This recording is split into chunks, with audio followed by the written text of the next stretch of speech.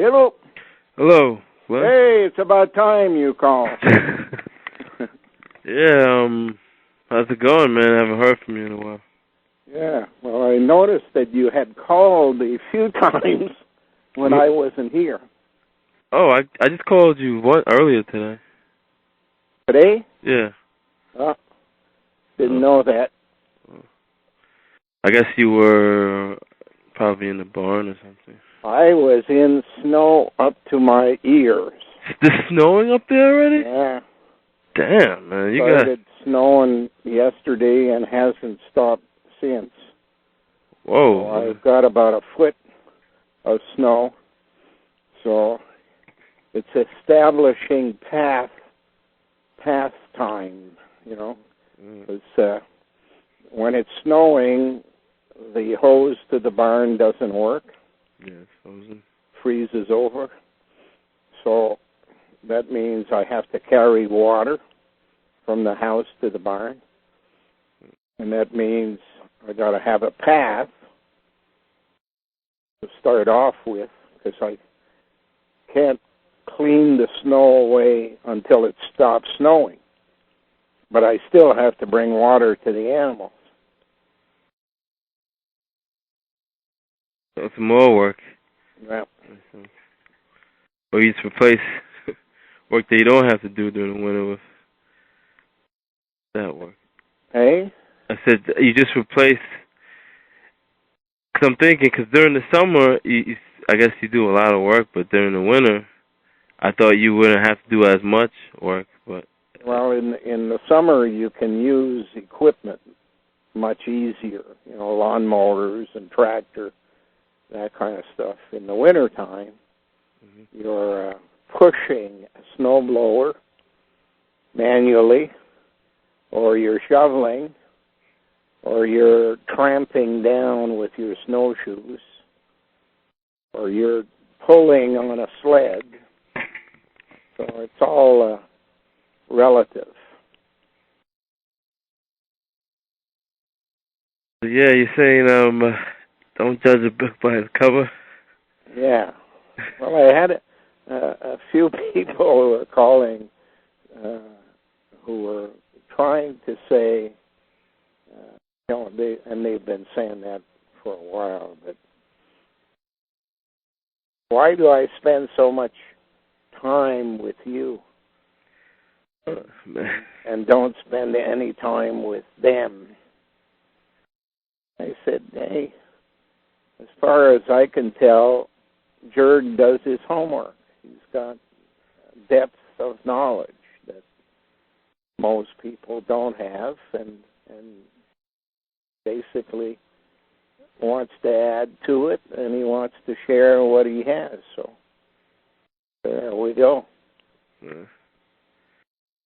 Yeah, lately I just been like in my own world. I'm just trying to, you know, with the details. I'm just trying to break things down in my mind. Things that I'm reading, like I was learning with this that group of people, the Basque people. Like, so America or the USA, I say, it's controlled from the bottom is the Basque, because the Basque is Spain and they have a French division, so it's controlled by the Basque from the bottom and the top. Yeah, well, the Basque and the Kurds and the Kashki are all basically a group of people that migrated out of the Himalayas in the region of Nepal. And they are basically the media. They established the country of Mehdi in southern Iran at a time when it wasn't called Iran, but it was part of Persia. Yeah, I was reading that they said that those people in Medes, they were actually like Aryan people. Yeah. So that's just Roma, right? Well, it's or a mixture of something. It's the ones that pretend they're aliens. but Aryan, not alien. That's what they really are. People called Ryan, and therefore it's linked to the Orion. Mm. And they hide behind a front of peaceful coexistence and middle ground rules. And that way they become the bureaucracy of governments. From that position, they in fact control, because they don't have to be reelected. They run the media and they run the bureaucracy. The major group is Scandinavian. The word Swede is just Medi. Yeah. Medis. Flip the W. All you got to do is track those Swedes, people like Hans Blix, for example, who kept the United States from going to war in Iraq for 2 to 3 months, while the French, the Germans, the Russians, and the Chinese were moving in ammunition, guns, big cannons, everything you can think of. I think they said they found something like 1 million tons of munitions in Iraq, still in boxes, that had just been delivered and had come from France and Germany. Somebody's on the phone. This my line. Your wire is loose or something. It's my wire. Whenever, I guess I'm too cheap to go buy a new phone. Yeah. It's the wire around the mouthpiece that you plug in it. Whenever it moves, it makes a static. So. Too cheap or too poor? Too poor. I have all these bills, and I'm not making enough money. You waste all your money on books. Well, I'm not going to be buying books for a while now. I think I'm just going to... But I'm going to try not to buy books. But I still got, dentist appointments I got to do. That's my life right now. Dental plans are what pays for the pension fund of the dental professions. They nip you a little bit every 6 months, build up their pension fund, and they take some from everybody and really stack up the funds. But at the same time, they can download to you recording devices, communications devices into your teeth, or some material that will destroy your health. They basically get orders from on high. That's why there are close to free dental plans in universities.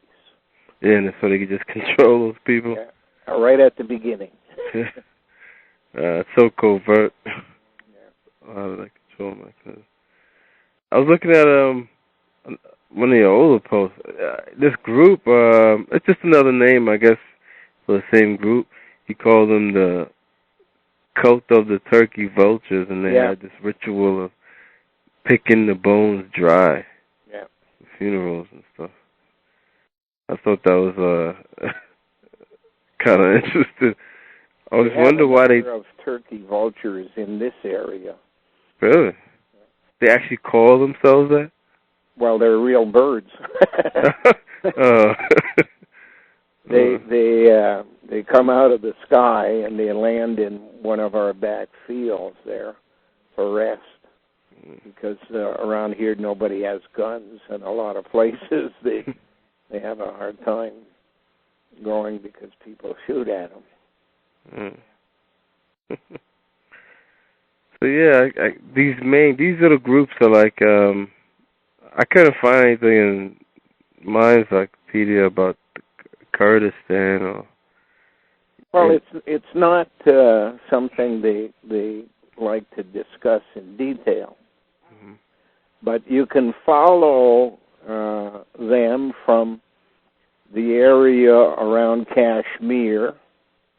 But they're always close to the money.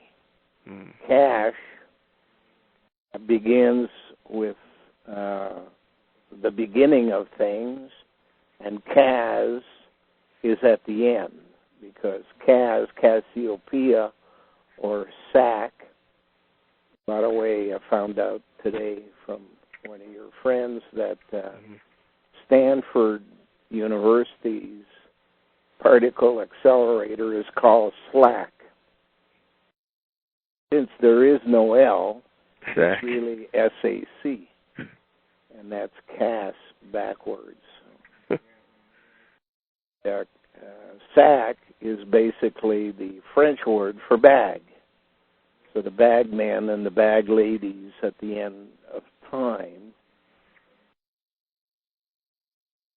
also use the word pejoratively when they call people, you sack of shit. I was going to ask you that. When people, like in the past, like, have you ever had people, get into an argument with somebody and they say, "Hey, Glenn, you're a piece of shit." What do you say in your mind? Like, yeah, you're right. I am. You're right. Hey, you get two choices to be born. You either come from an egg or you come from a turd. Oh, man. Yeah, But turds is the best. Moses was the one who got in trouble over that, because Jesus told him to come forth, Moses, and he came in turd, and he was sent to the back of the line for cheating.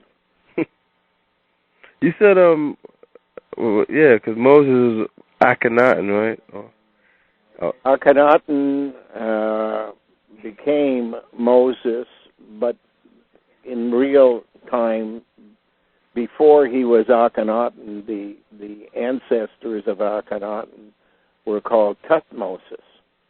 So it was just going back to the original ancient name.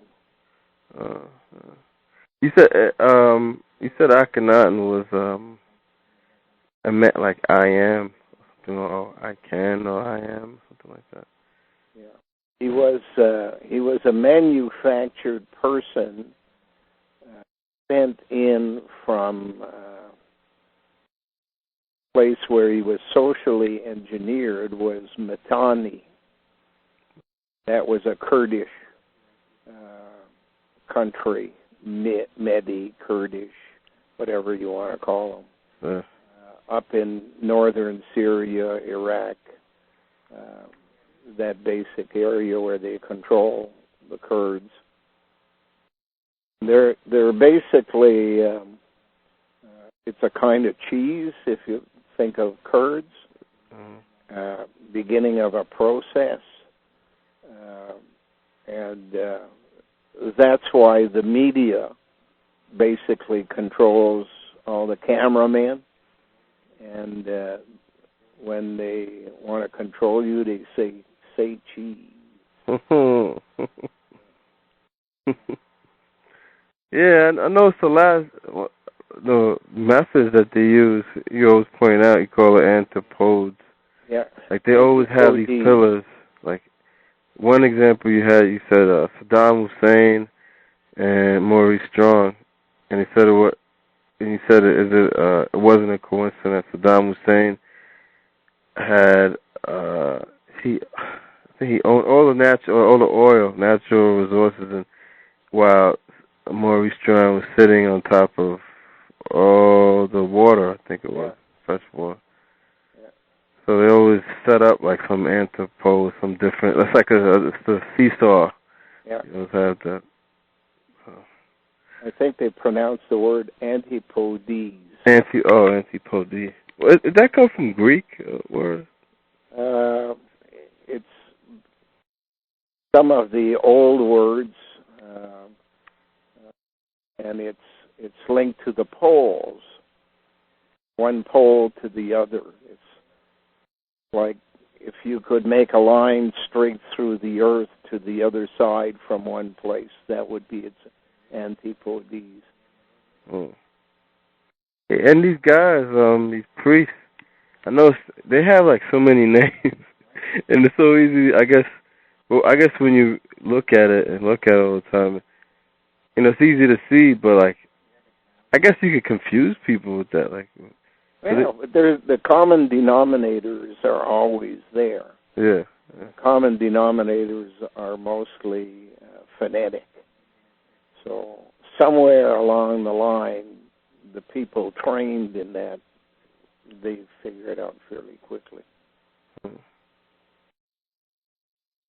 And it's the priests that understand the phonetics, right? The missionaries. Yeah. I remember. Got to remember, at the beginning, the priest and the soldier was the same person. Yeah, they were knights. Right? Yeah. It became too much work for one guy, and some guys were more into killing, other guys were more into stealing, so they divided the job up. But they still have those. I guess they pretty much died out, right? But still have them. Like the assassins are the same. So the knights are the same. Well, priests have a reputation that one would describe as self-styled. They make up their own reputation. In fact, they don't always kind of live by that reputation. Some of the nastiest people I ever met in my life were priests. Oh yeah, I know. I could vouch for that too, because I grew up. Those guys are like teachers and stuff. If you look at bishops in the Middle East, for example, Lebanon, and I mean these are warlords. They're on the chessboard. It's like a real war. It's like the chessboard. Yeah. So like this stuff, but the main thing in all of this you always point out is Persia. Yeah. How they can basically control the whole world, and that's what's different with like the politics that you talk about for most people, is that you always seem to, nobody ever really talks about, because most people I know, like I hear talk about this stuff, they usually put the blame to like the European, Anglo-American establishment type of thing. Yeah. But you're always pointing it in like the Middle East and these guys, because nobody's talking about those guys. But they created it all. Yeah. And they run it through their secret societies. Yeah. So, I mean, people in the West have no power, no real power. Yeah. They're just cosmetic. Yeah, that's what you said. They said that they passed outwardly the whole plan to the West, but the West doesn't know about the... You said something about the West doesn't know about the war on women. Yeah. They're not aware of it. Like, they're not... they don't have the real power. Not in the detail that is known in the Middle East.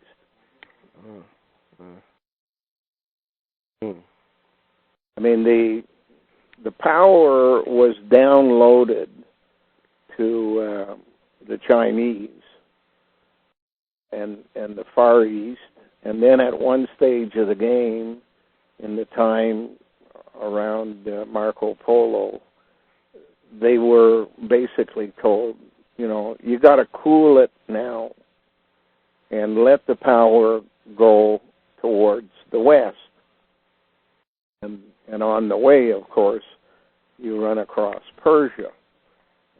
And Persia basically took the power and ran with it.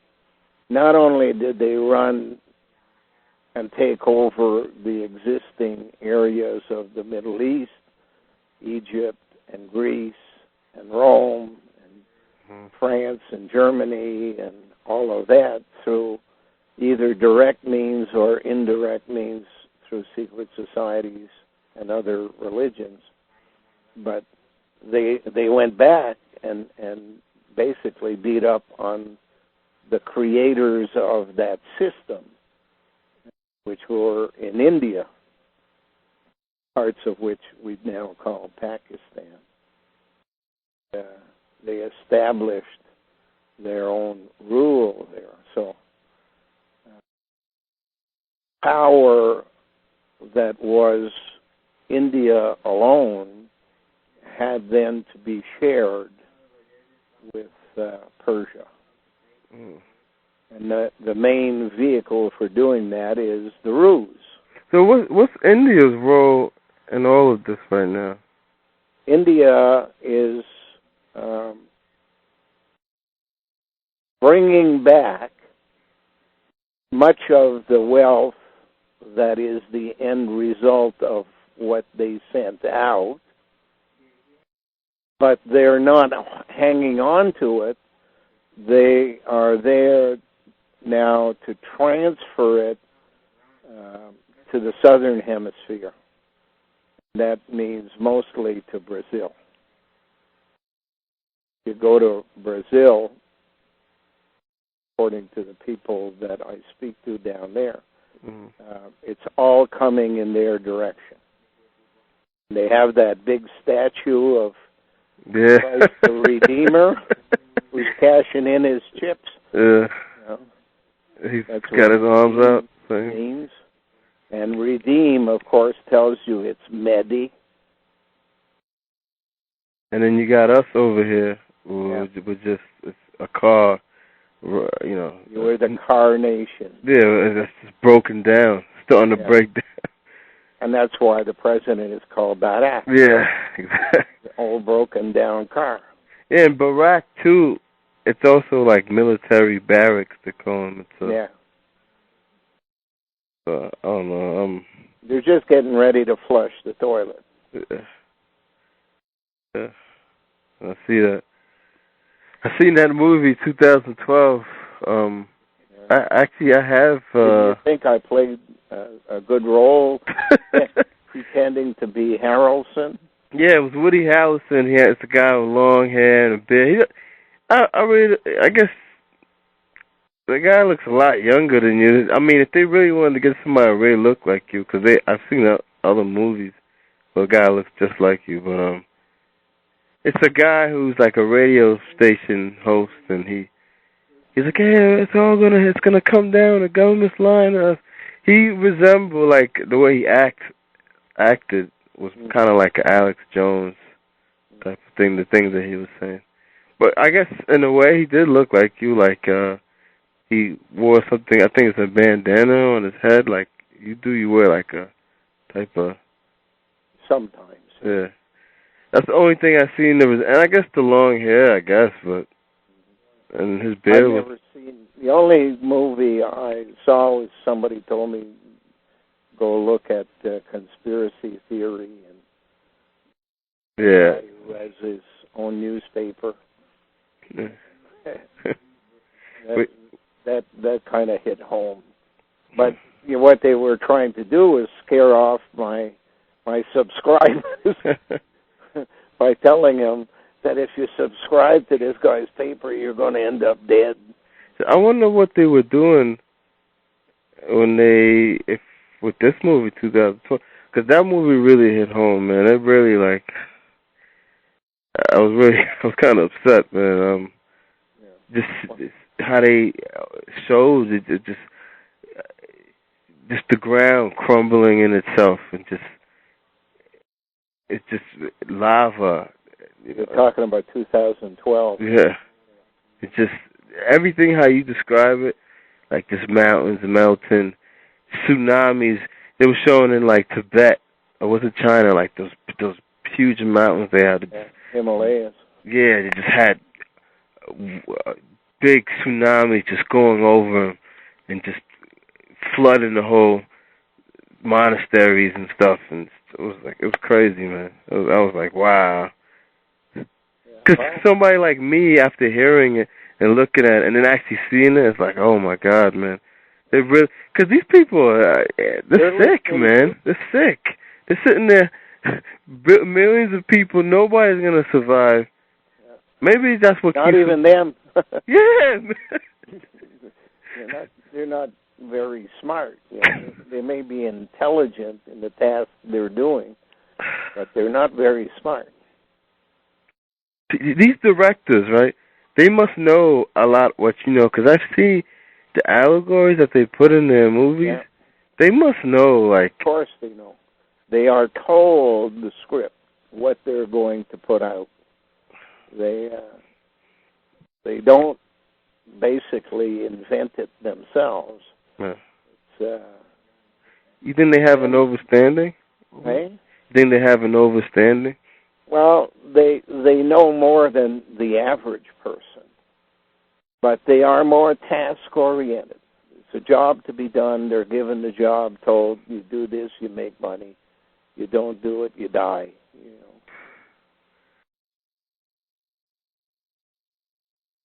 So they go about doing it, and some of them enjoy doing it.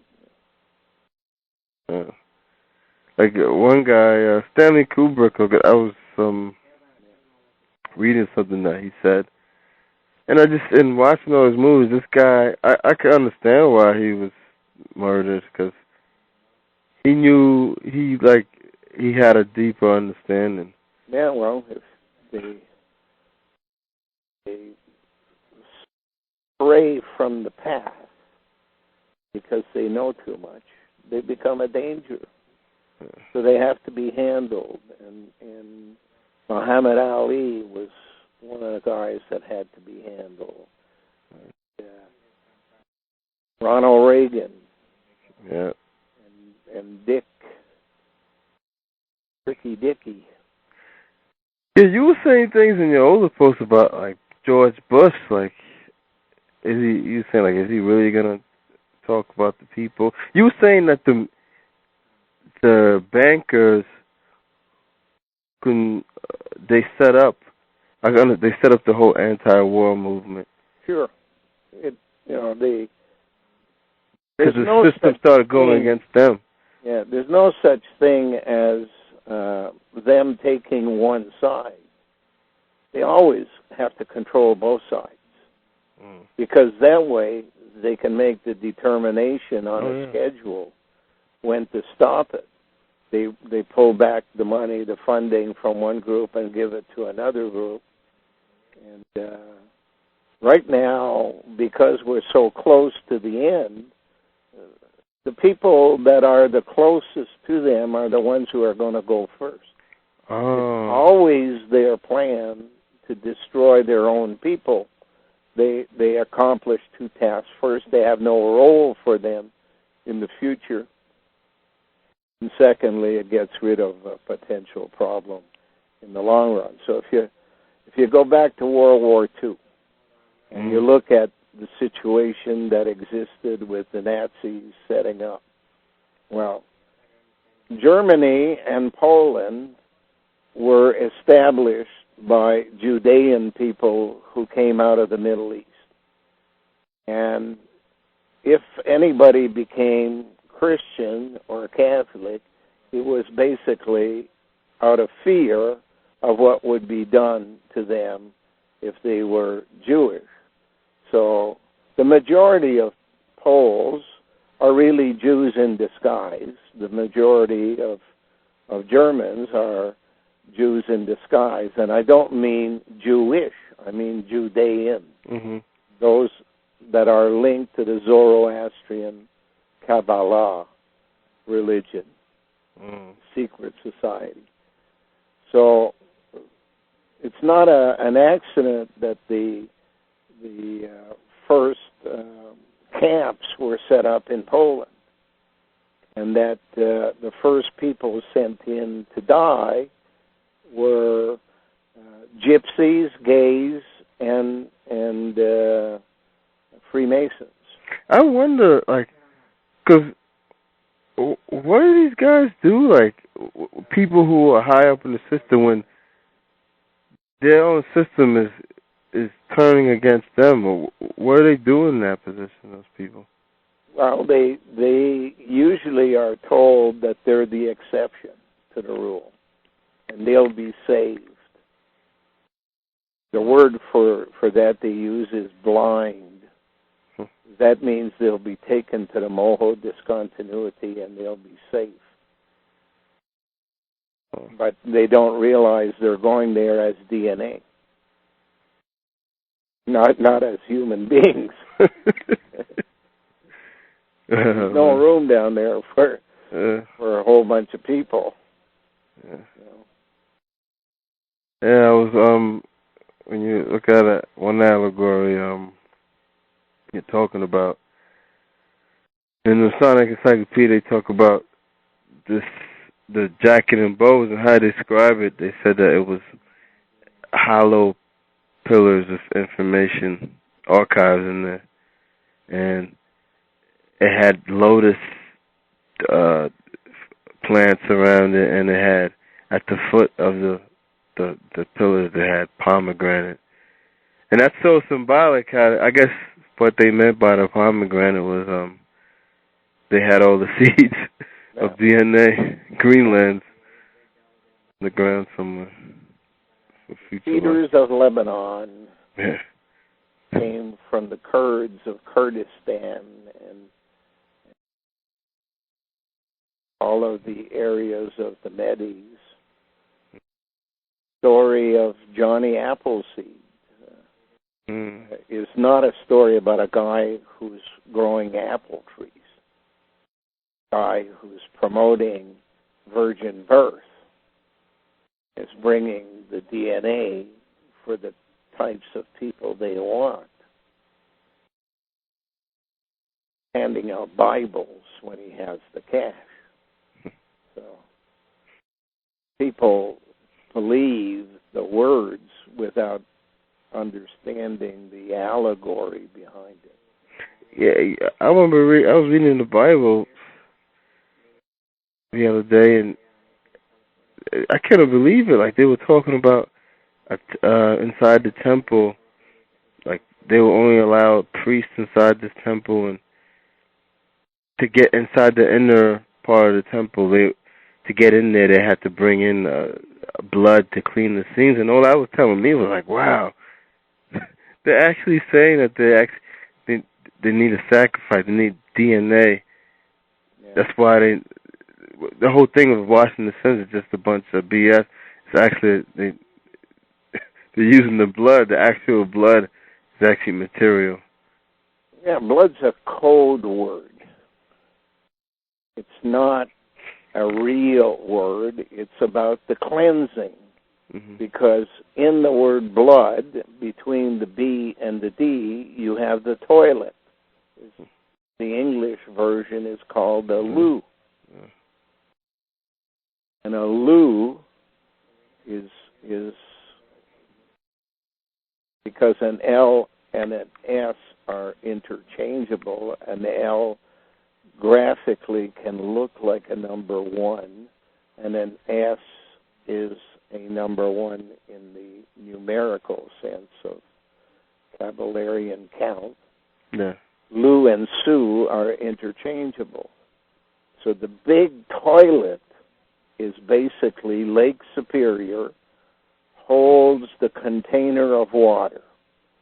The flushing mechanism is Sault Ste. Marie.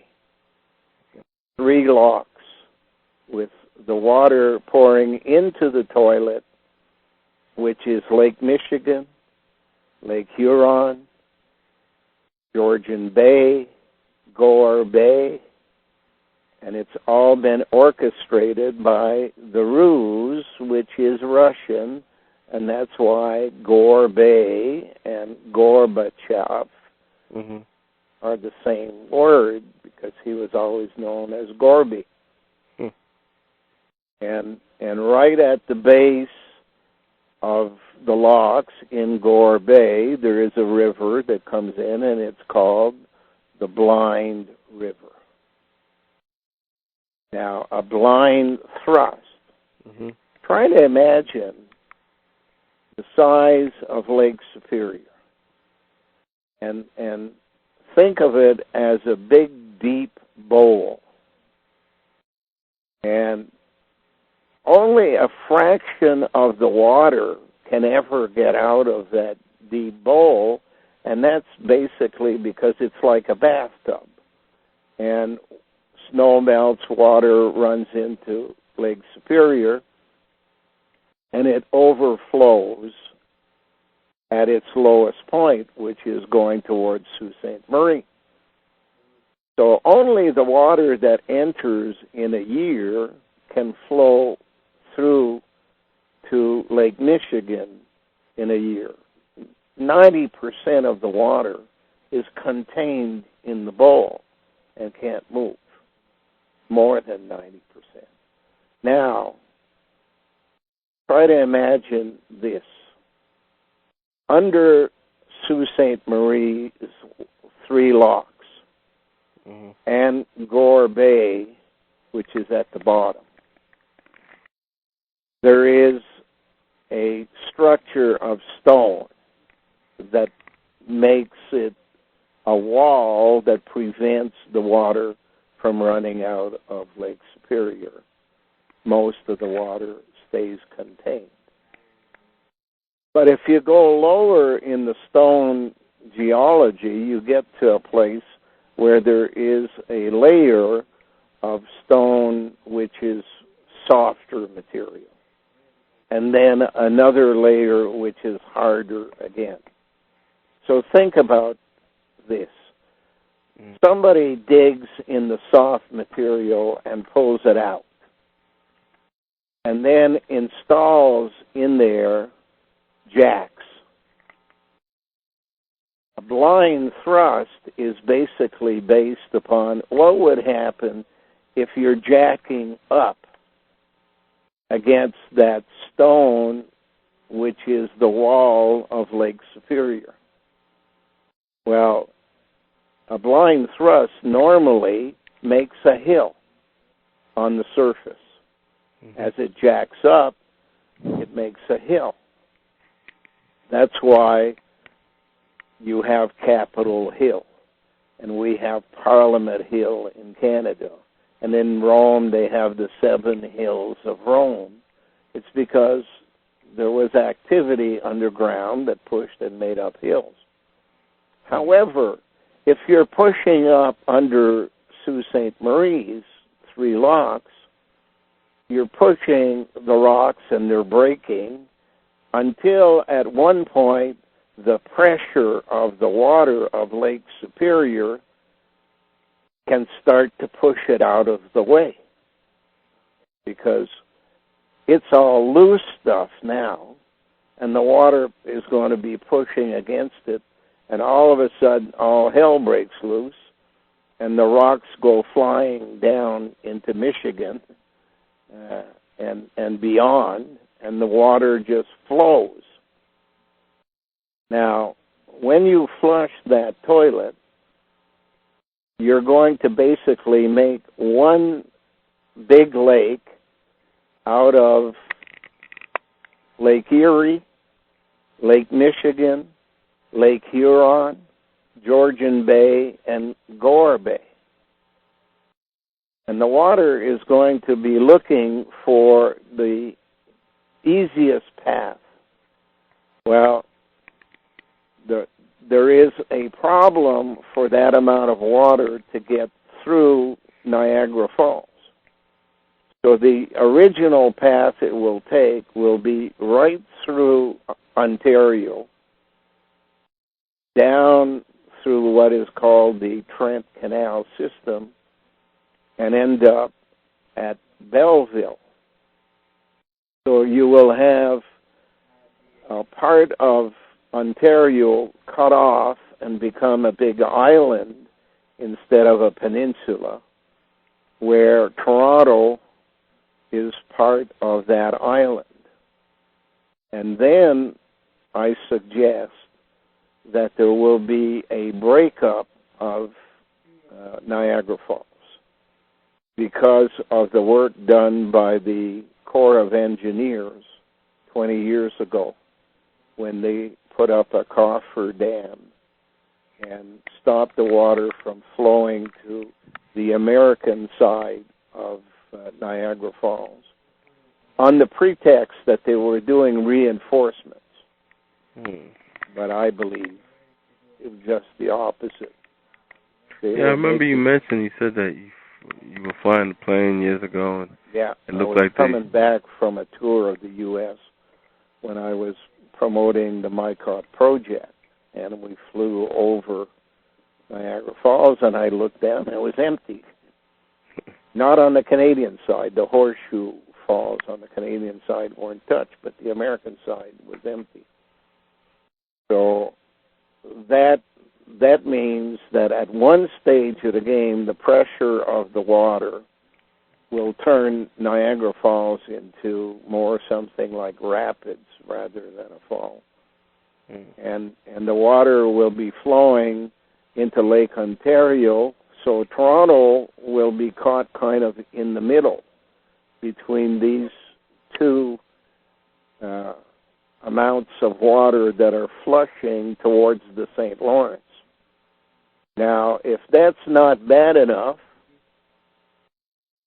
try to imagine that at the same time, somebody activates the detonator in the Titanic out in the Atlantic Ocean at the North Atlantic Ridge, Mid-Atlantic Ridge in the northern section, and it sends a tsunami of water from the Mid-Atlantic towards the Gulf of St. Lawrence and down the east coast of the United States. But right now, think of just the part that goes into the Gulf of St. Lawrence. So you've got three water flows coming, one going straight through Ontario in the Trent Canal, the other one going through Michigan down to the Niagara Falls region, all of it meeting at about Kingston. On the U.S. side, there's a place called Oswego, all right. And the water will flow down towards Ballville,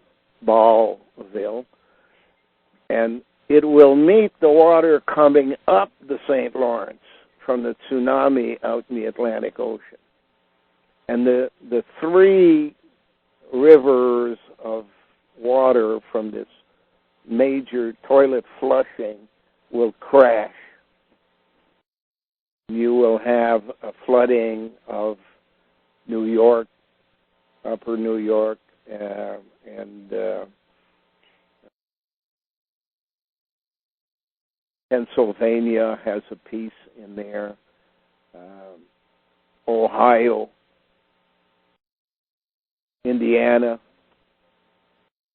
Illinois, and it will all flood down towards the Mississippi Valley all the way to New Orleans. And New Orleans is basically a wash tub waiting for water to fill it. It could have 40 feet of water in a day. So how, all these, because you said they basically did tunneling underground. They've been mining in that area for copper before Christopher Columbus came. I mean, Indians were mining for copper underneath that whole area. Then you had the coming of General Motors, Ford, and all those guys, and of course they've been mining for iron and coal, salt. Everything's being basically prepared for the cleansing, they call it. Yeah. The bath party is into cleansing. That's why they call them the bath. Yeah, and that's why in New York you have a place called Flushing. Because it's really going to get flushed. You know, you're dealing Mm-hmm. here with a minimum when you're dealing with tsunami. You're dealing with minimum 30 feet. Tsunamis are so massive. 30 feet is 3 stories. New York is 8 inches above sea level, Manhattan. So think of nobody can leave a building because there is water up to the 3rd floor.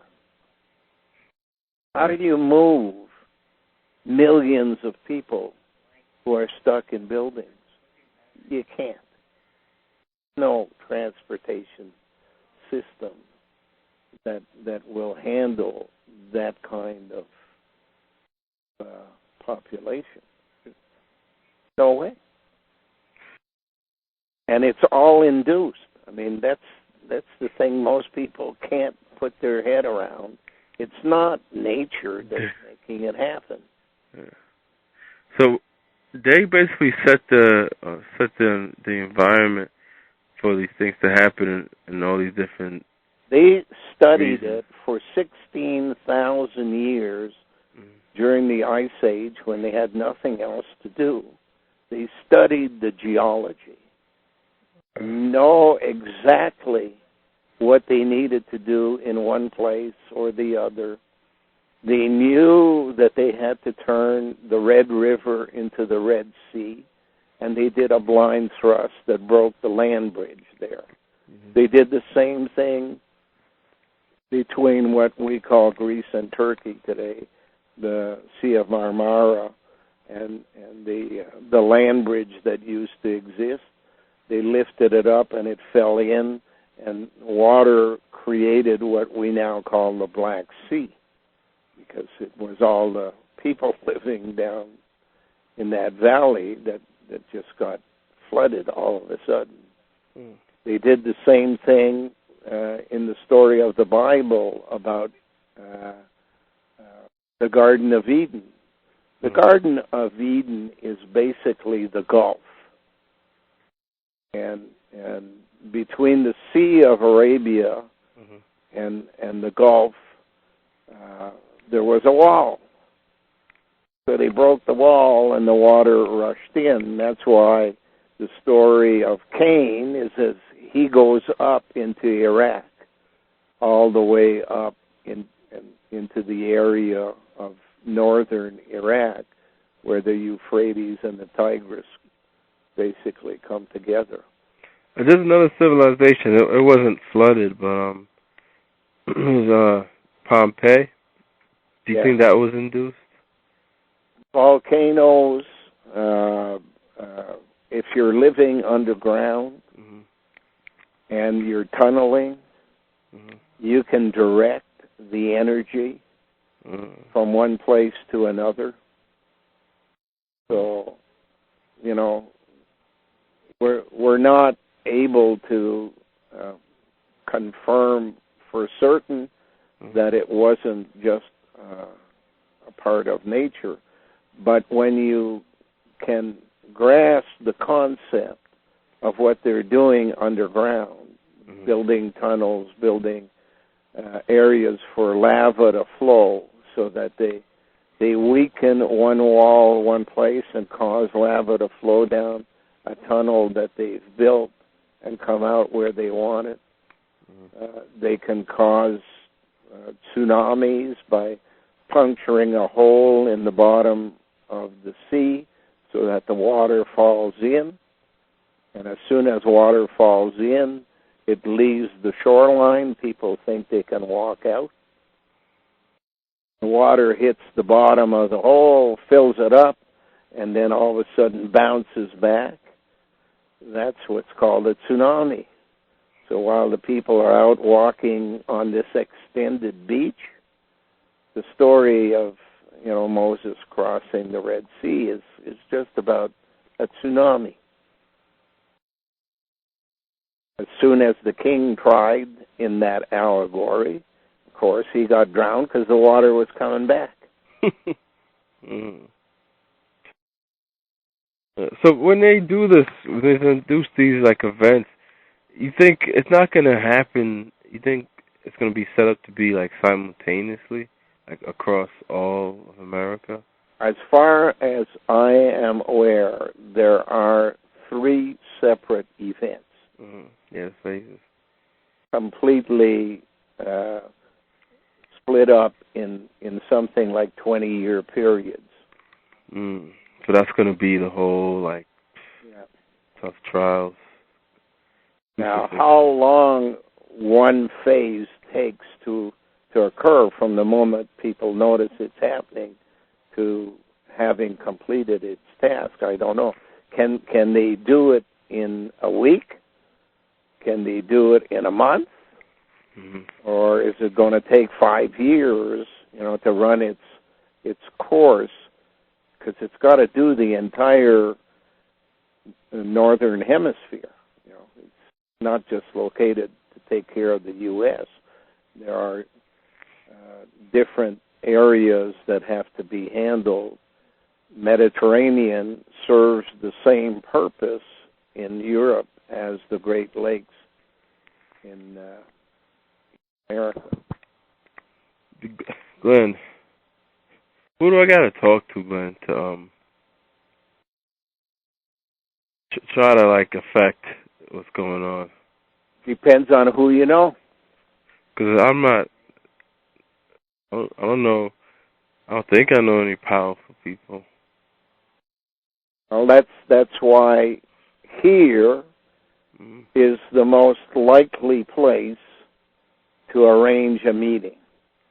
Because here we're on the point of the V in the Canadian Shield, which is their roof. And on the surface, we have the control mechanism that they've laid out here. The Christians, specifically the Anglicans and the Dutch and Germans and all of that gang, plus the wee men, a gang of what people think are women who are in fact wee men running around, who will go by the name of Valkyries, and their role is to genetically engineer a military out of the coprolite and mummies of the past that will fight one side of the battle. I don't know who they're going to be fighting because it seems like they control everything. They're going to be fighting among themselves more than anybody else.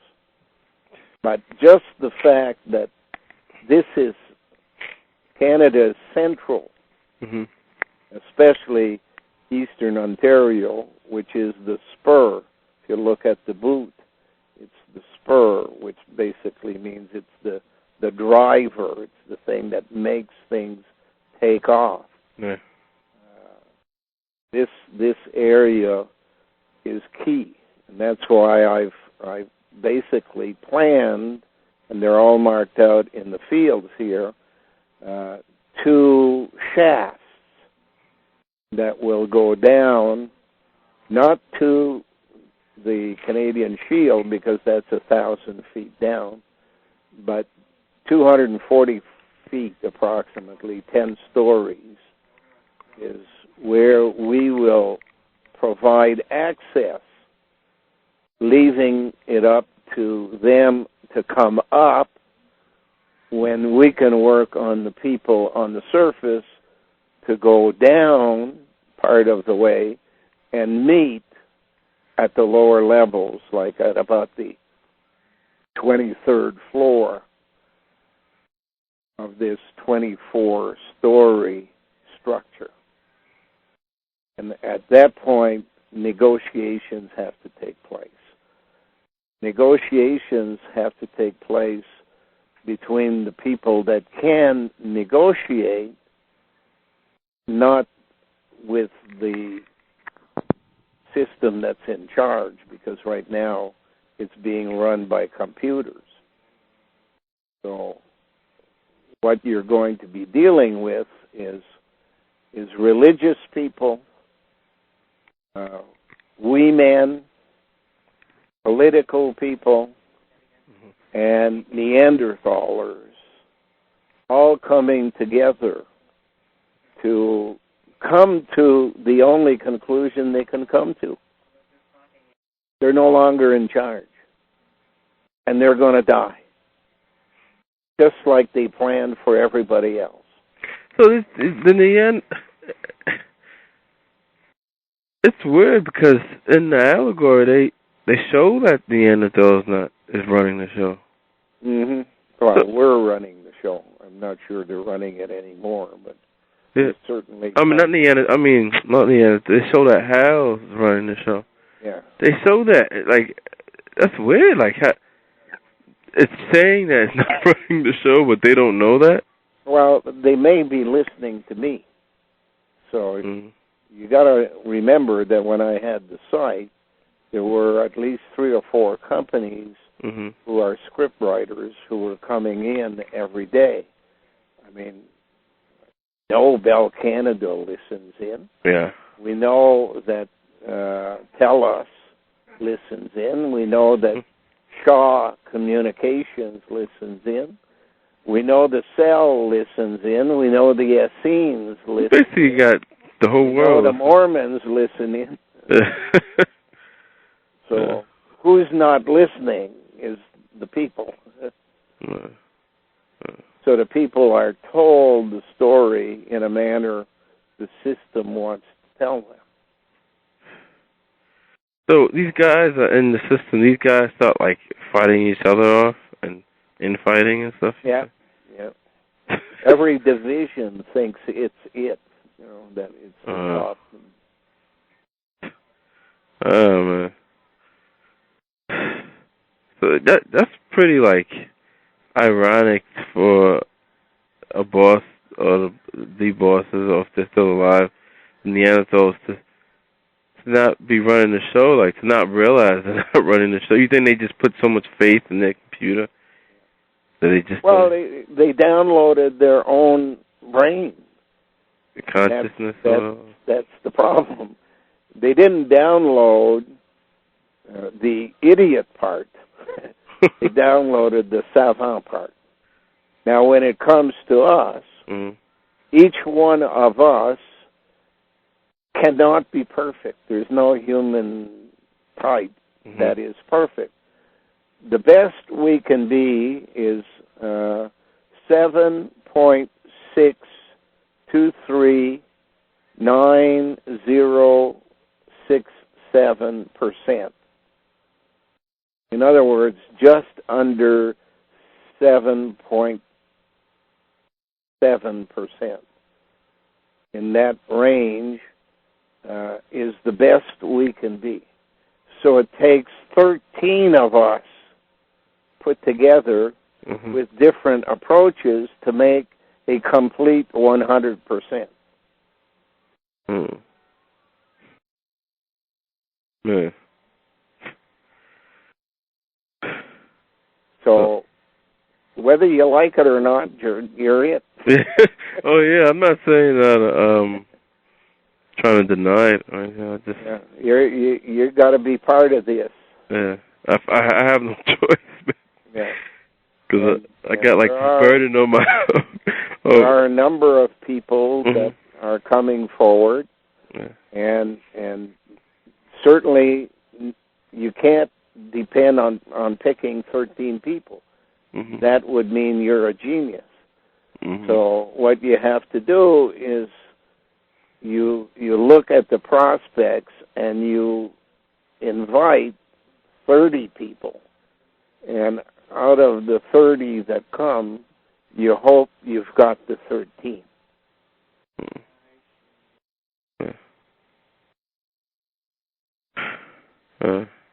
So these, oh man. I have some chores to do. I got to go. If you want to call back, you can call back after 8 in an hour's time. But I got stuff I got to do now. All right, Glenn. All right, Glenn. Okay. That's a lot of stuff to think about now. I'm thinking. All right, Glenn. Bye. Bye.